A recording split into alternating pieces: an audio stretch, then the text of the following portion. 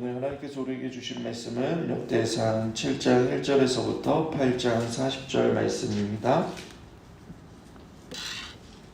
역대상 7장 1절에서부터 8장 40절 말씀입니다. 오늘도 매일 성경 본문으로 함께 보도록 하겠습니다.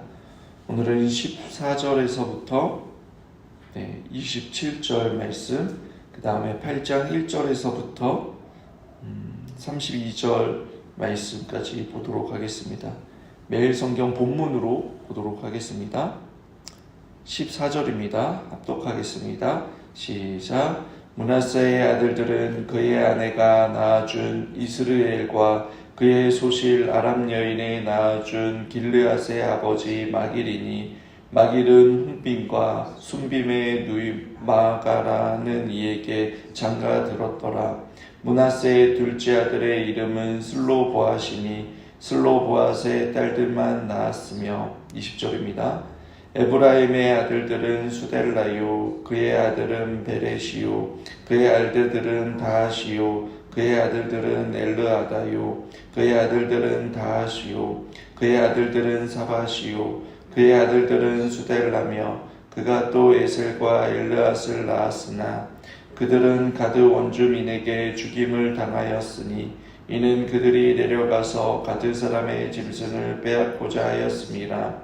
그의 아버지 에브라임이 일어나 슬퍼함으로 그의 형제가 가서 위로하였더라. 그리고 에브라임이 그의 아내와 동침함에 임신하여 아들을 낳으리니 그 집의 재앙을 받아들이므로 그의 이름을 보리아라 하였더라. 에브라임의 딸은 세라이니 그가 아레윗성 베토론과 우세세네라를 건설하였더라. 보리아의 아들들은 레바와 레세비요, 레셉의 아들들은 델라요, 그의 아들들은 다하니요, 그의 아들들은 라다니요, 그의 아들은 암미후시요, 그의 아들들은 엘리사마요, 그의 아들들은 누니요, 그의 아들들은 여호수아더라. 그리고 8장 1절입니다. 베냐민이 낳은 자들은 맏아들 벨라와 둘째 아들 아스벨과 셋째 아리아와 넷째 노아와 다섯째 리바이며, 벨라에게 아들들이 있으나 곧 아딸과 게라와 아비웃과 아비수아와 나아만과 아호아와 게다와 스부밤과 후람이라. 에웃의 아들들은 이러하니라. 그들은 게바 주민의 우두머리로서 사로잡혀 마하낫으로 갔으니 곧 나아만과 아이야와 게라이며, 게라에 또 우사와 아이웃을 낳았으며, 사라라임은 두 아내 후심과 바하라를 내보낸 후에 모압 땅에서 자녀를 낳았으니, 그의 아내 호데스에게 낳은 자유 요박과 시바야와 메사와 말감과 여우스와 사라와 미르마엔이니, 이 아들들은 우두머리며, 또 그의 아내 후심에게서 아비둠과 엘바알과 낳았으며, 엘바알의 아들들과 에벨과 미삼과 세메시니, 그는 오노와 롯과 그 주변 마을들을 세웠고, 기브온의 조상 여이대 기브온에 거주하였으니 그 아내의 이름은 마아가며 장자는 압돈이요, 다음은 술과 기스와 바알과 나답과 그돌과 아이오와 세겔이며, 미그롯은 시므아를 낳았으며, 그들은 친족들과 더불어 마주하고 예루살렘에 거주하였더라. 아멘. 오늘 우리가 읽은 7장에서는 이스라엘의 6지파 자손들이 기록되어 있습니다. 이사갈, 베냐민, 납달리, 므낫세, 에브라임, 아셀 지파입니다. 이들의 공통점은 요단 서편을 시작하여 분배받은 지파들 가운데 북쪽 지역에 위치한 지파입니다. 그리고 8장은 베냐민 지파를 특별히 기록하고 있습니다. 왜냐하면 베냐민 지파는 초대왕 사울이 속한 지파였고, 후에는 왕국이 분열될 때에도 남왕국 유다에게 속하였기 때문에 특별하게 이 역대상 기자가 다루고 있습니다. 7장에서 주목을 끄는 이름과 사건이 등장합니다. 역대기상 1장에서 9장을 읽다 보면 우리가 숨겨진 이름들을 찾는 즐거움이 있습니다. 예를 들어 화요일 본문에서 살펴봤던 야베스가 있습니다. 그리고 오늘 본문에도 있는데 15절 하반절에 보시면 므낫세의 둘째 아들 이름은 슬로브앗이니 슬로브앗은 딸들만 낳았으며 라고 기록하고 있습니다. 여러분 혹시 이 슬로브앗의 딸들에 대한 이야기가 성경 어디에 등장하시는 줄 아십니까? 민수기 마지막 장에 등장을 합니다. 이제 곧 약속의 땅에 들어가 각 지파와 족속과 가문별로 땅을 분배받게 됩니다. 그런데 문제가 생긴 것입니다. 고대 근동의 문화에서 유산은 남성 중심으로 물려받습니다. 그런데 슬로보앗은 아들이 없기에 땅을 분배받지 못할 위기에 처하자 슬로보앗의 딸들이 문제를 제기한 것입니다.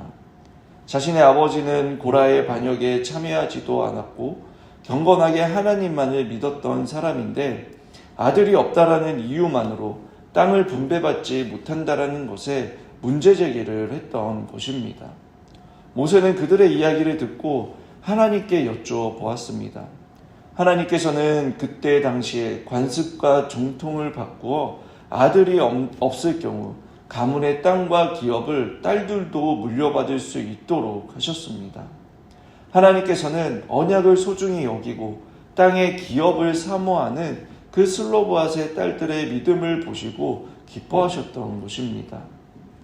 저와 여러분은 슬로보앗의 딸들처럼 우리에게 주신 그 하나님의 자녀된 권세를 가지고 하나님께서 구하라고 하신 것을 구하고 있습니까? 예수님께서는 먼저 그의 나라와 의의를 구하라라고 하셨습니다. 또 주님께서 가르쳐 주신 기도에도 하나님의 이름이 거룩히 여김을 받고 하나님의 나라가 이 땅 가운데 임하여지고 하나님의 뜻이 이 땅 가운데 저와 여러분을 통해 이루어지기를 기도하라라고 하셨습니다. 오늘 이 새벽 슬로보앗의 딸들처럼 우리 역시 하나님께서 구하라고 하신 그 하나님의 나라와 의를 구하며 하나님을 영화롭게 하고 하나님으로 인하여 즐거워하는 자들이 되길 위해 하나님께 마땅한 것을 간구할 수 있는 저와 여러분들이 되시길 바랍니다. 그래서 하나님께서 주시는 것으로 인해 저희들 이 땅 가운데서 하나님의 자녀답게 살아가는 저와 여러분들이 되길 바랍니다. 또 20절에서부터 17절의 말씀을 보면 에브라임을 기록하고 있습니다. 에브라임은 블레셋 가드의 사람들과의 그 충돌로 두 아들 레세로와 엘르앗을 잃었습니다. 에브라임은 두 아들을 잃고 슬퍼하는 중에 하나님께서 새로 아들을 주셨는데 그의 이름을 부리아라고 하였습니다. 이 부리아라는 뜻은 고통 중에 혹은 불행이라는 의미가 있습니다. 그러나 하나님은 이 불행과 고통 속에서 이스라엘의 구원의 놀라운 일을 시작하셨습니다. 새로 얻은 아들 부리아를 통해 가나안의 정복자의 누의 아들 여호수아를 준비하고 계셨습니다. 특별히 역대기 기자가 에브라임의 두 아들 블레셋 가드 사람에게 죽임을 당한 사건을 여호수아의 출생 기록 앞에 적은 것은 여러분 다분히 의도적인 것입니다. 그것은 하나님께서 원수 갚는 것은 여러분 우리가 아니라 하나님께서 하신다라는 그 사실을 나라를 재건하는 백성들에게 가르쳐 주시는 것입니다. 원수를 갚는 일은 하나님께 속하였습니다. 에브라임은 자식들을 잃고 슬퍼하였지만 하나님은 자기 백성의 아픔과 원한을 아시고 에브라임에게 아들 부리아를 주셨고 부리아의 자손 여호수아를 통해 가나안을 정복하게 하심으로 원수를 갚아 주셨습니다. 우리 역시 마찬가지입니다. 원수 갚는 일을 하나님은 인간에게 맡기지 않으셨습니다. 짧은 인생을 사는 동안 비록 우리의 인생 중에 보지 못한다 할지라도 하나님께서는 원수를 갚아 주신다라는 것을 믿어야 합니다. 그리스도인들은 영혼의 관점에서 영원하신 하나님의 공의와 사랑을 바라보는 사람들입니다. 우리 역시 역사 속에서 한 점에 불과한 인생들이지 않습니까? 그런데 그러한 인생에서 모든 것을 이루려 하는 것은 어떻게 보면 욕심이고 불신앙적인 모습인 것입니다. 신앙은 영혼의 관점을 가지고 영원하신 하나님을 섬기는 자들입니다. 로마서 12장 19절은 이렇게 말씀합니다. 내 사랑하는 자들아 너희가 친히 원수를 갚지 말고 진노하심에 맡기라. 기록되었으되 원수 갚는 것이 내게 있으니 내가 갚아주리라. 주께서 말씀하시느니라 라고 말씀합니다. 우리 역시 세상에서 많은 악한 일과 억울한 일을 당하게 될지 모릅니다. 그럴 때 원수 갚는 것을 하나님께 맡겨드리고 선으로 악을 이기는 그러한 믿음을 강구하며 살아가는 저와 여러분들이 되길 바랍니다. 눈에는 눈, 이에는 이에 이 땅에서의 논리와 관점이 아니라 우리의 죄로 인하여 하나님과 원수 되었을 때에 우리를 위해 죽으신 그 예수 그리스도처럼 영혼의 관점으로 영원하신 하나님께 모든 것을 맡기며 억울함이 아니라 평안함을 누리는 저와 여러분들이 되길 원합니다. 7장 6절에서부터 12절은 그런 베냐민 지파의 평가와 또 8장에서는 베냐민 지파에 대해 기록하고 있습니다. 성경은 베냐민 지파의 자손을 향해 큰 용사, 용감한 장수라고 이야기를 합니다. 성경은 베냐민 지파 족속이 전쟁에 능하다라고 기록하고 있습니다.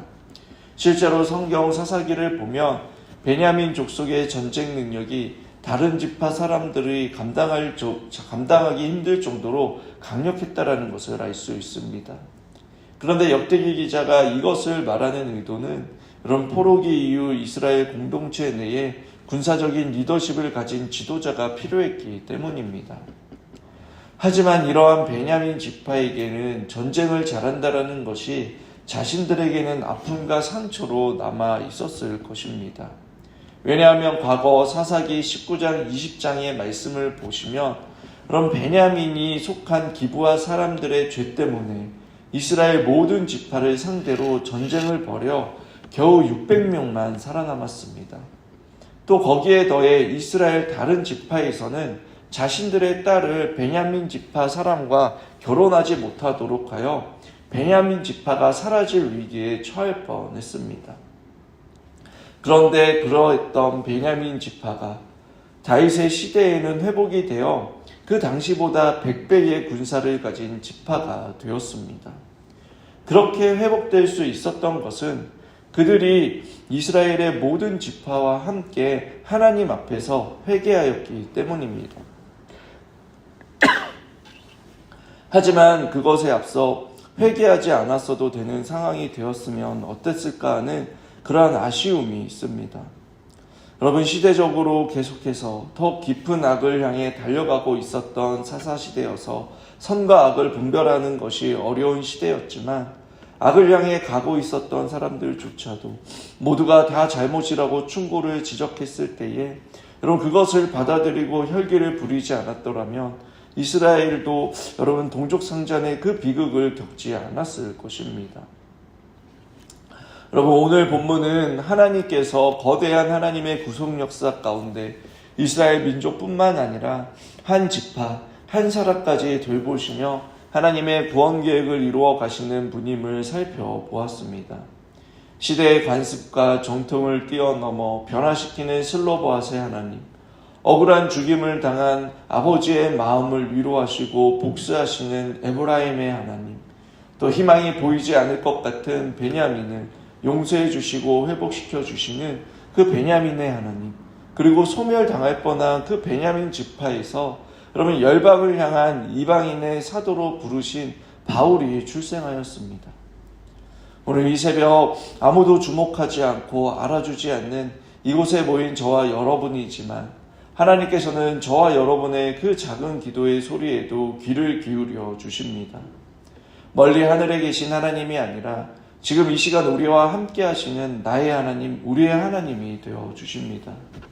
때로는 우리의 근심과 두려움, 불만과 분노, 우리의 욕심과 탐욕 때문에 하나님의 임재와 일하심을 발견하지 못해서 그렇지 하나님께서는 평범한 일상 가운데 이렇게 하루의 첫 시작을 기도로 시작하는 저와 여러분을 통하여 여러분 하나님의 구속 역사를 지금도 이루어 가십니다.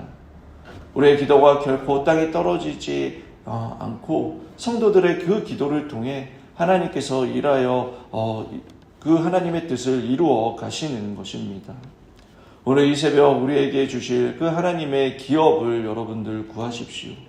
또 우리의 마음의 그 모든 아픔과 상처, 나의 의사와 상관없이 죄 가운데 살았을 때에 가지게 되었던 습관들과 트라우마를 하나님 앞에 내던지시길 바랍니다.